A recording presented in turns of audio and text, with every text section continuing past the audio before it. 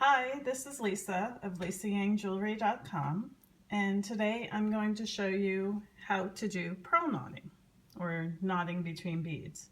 And basically this is a cheater's technique, which is easier and faster than traditional knotting, and it doesn't require any tools like tweezers or a beading awl or something to move the knot close to the bead. And just for a comparison, these are ones that I did the traditional method.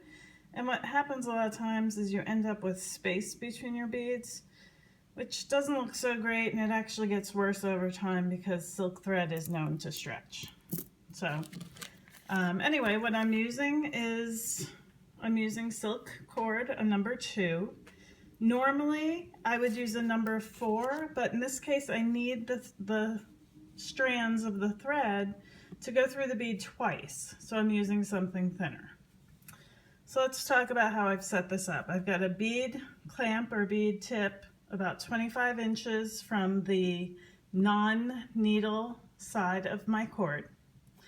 And I've done that just by putting a knot and adding a bead to fill up this bead tip.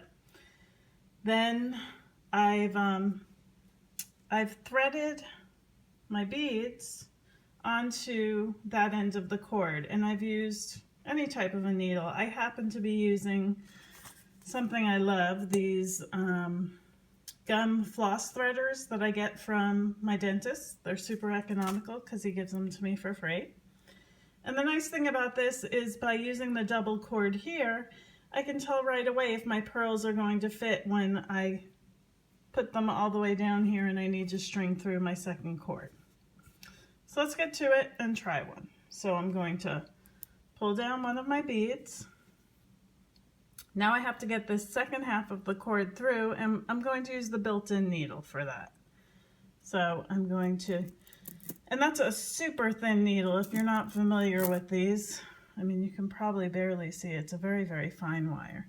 So I'm holding my cord down out of the way to give myself as much room as possible.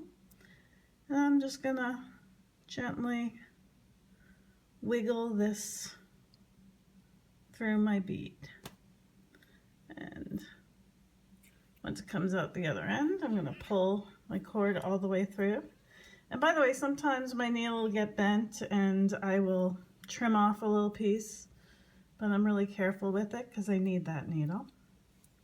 So now my beads are all in place, and all I need to do is tie an overhand knot, or a square knot actually, and that's going to be right over left, left over right. And I'm always going to pull through the side with the needle just because I keep some beads threaded on the other side. So I'm going to go in the opposite direction.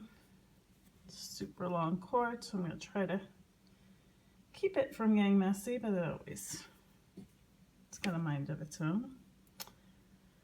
I'm going to tie my second half of the knot. And just pull it down tight. And there we go, one more bead knotted. And just continue like that until you've got to your desired length.